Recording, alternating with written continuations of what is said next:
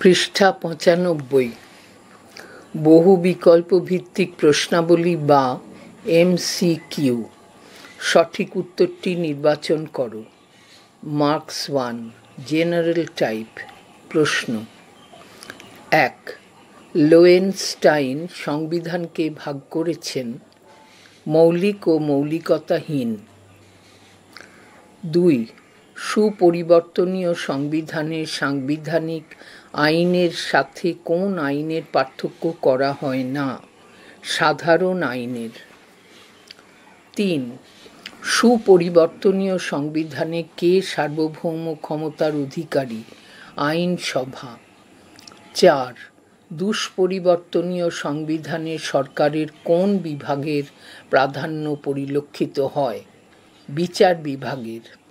৫। সুইজারল্যান্ডের সংবিধান কিরূপ সংবিধানের উদাহরণ? লিখিত। ৬। ব্রিটেনের সংবিধান কিরূপ সংবিধানের প্রকৃষ্ট উদাহরণ? অলিখিত। ৭। নিউজিল্যান্ডের সংবিধান কিরূপ সংবিধান? সুপরিবর্তনীয়। ৮। মার্কিন যুক্তরাষ্ট্রের সংবিধান কিরূপ সংবিধান? দুষ্পরিবর্তনীয়। ৯। দুষ্পরিবর্তনীয় সংবিধানে নাগরিকদের মৌলিক অধিকারসমূহ লিপিবদ্ধ থাকে বলে অনেকে এরূপ সংবিধানকে ড্যাশ সংবিধান বলে অভিহিত করেন, গণতান্ত্রিক সংবিধান বলে অভিহিত করেন। ১০। সংবিধান বা কনস্টিটিউশন শব্দটি এসেছে লাতিন শব্দ থেকে। ১১। সংবিধান হলো কতগুলি প্রথা ও আইনের সমষ্টি যার মাধ্যমে রাষ্ট্রীয় জীবন নিয়ন্ত্রিত হয়। উক্তিটি হল লর্ড ব্রাইসের। পৃষ্ঠা ৯৬।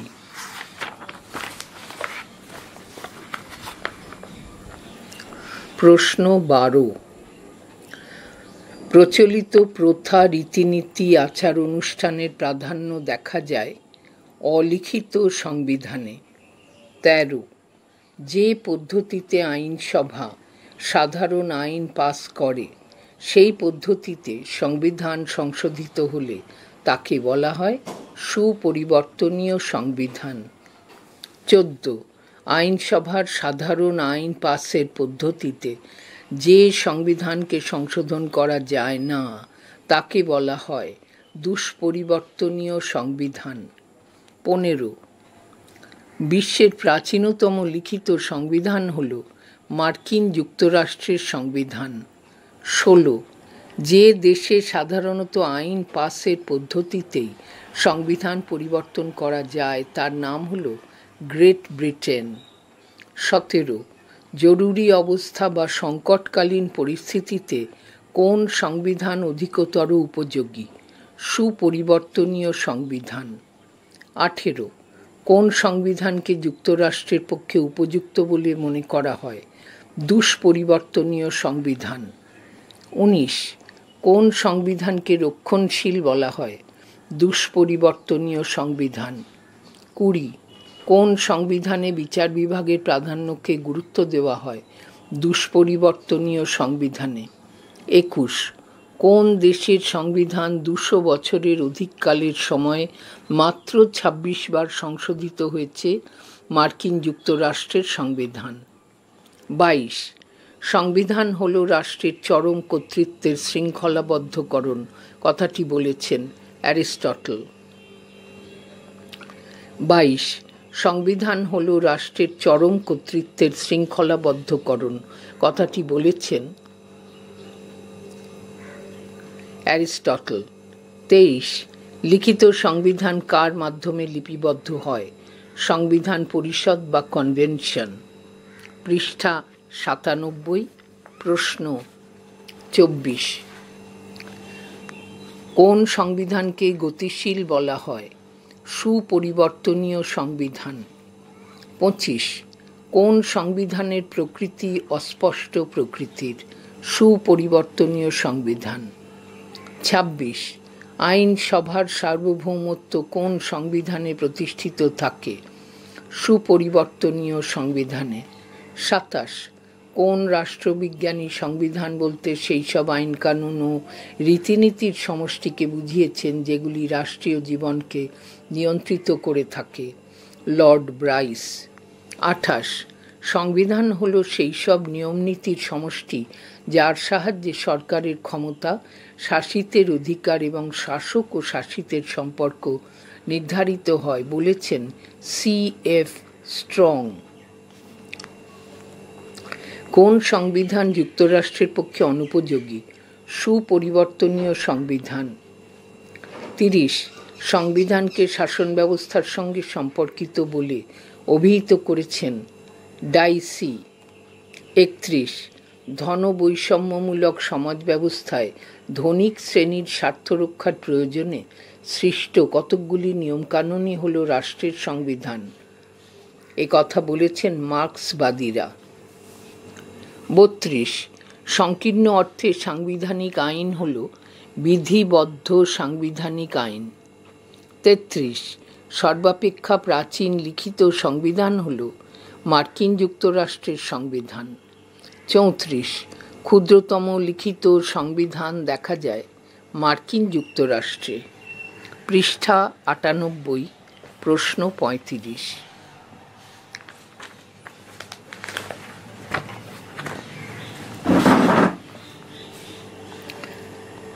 ব্রিটেনে মহাসনদ রচিত হয় 1215 খ্রিস্টাব্দে। 36 অলিখিত সংবিধানে প্রাধান্য প্রতিষ্ঠিত থাকে আইন বিভাগের। 37 সহজে পরিবর্তন করা যায় না এমন সংবিধানকে বলে অনমনীয়। 38 জরুরি অবস্থায় সবচেয়ে কার্যকরী সংবিধান হল সুপরিবর্তনীয় সংবিধান। 39 আমরা একটা সংবিধানের অধীনস্থ, কিন্তু সংবিধানটি হল বিচারকেরা যা বলেন তাই। মার্কিন সংবিধান সম্পর্কে একথা বলেছেন বিচারপতি হিউজ।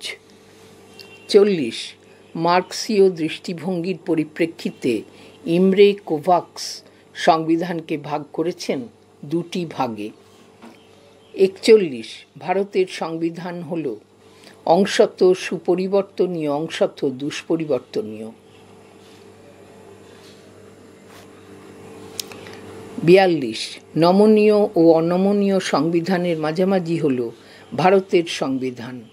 43 কোনো দেশের সংবিধান ব্রিটেনের মতো সুপরিবর্তনীয় যেন না হয়, আবার মার্কিন যুক্তরাষ্ট্রের মতো দুষ্পরিবর্তনীয় যেন না হয়, একথা বলেছেন ল্যাস্কি। 44 মার্কিন যুক্তরাষ্ট্রের সংবিধান অতিমাত্রায় দুষ্পরিবর্তনীয় হলেও 1971 খ্রিস্টাব্দে তা সংশোধিত হয়েছিল কতবার? 10 বার। 45 পৃথিবীর সর্ববৃহৎ সংবিধানটি হল ভারতের। পৃষ্ঠা 99, প্রশ্ন 46 সংবিধানকে কী ধরনের আইনের মর্যাদা দেওয়া হয়? দেশের মৌলিক ও সর্বোচ্চ আইন। 47 সংবিধানকে বুর্জোয়া জমিদারদের সংবিধান বলে অভিহিত করেছেন D.N. সেন। 48 মডার্ন কনস্টিটিউশন বইটির রচয়িতা হলেন K.C. হোয়ার।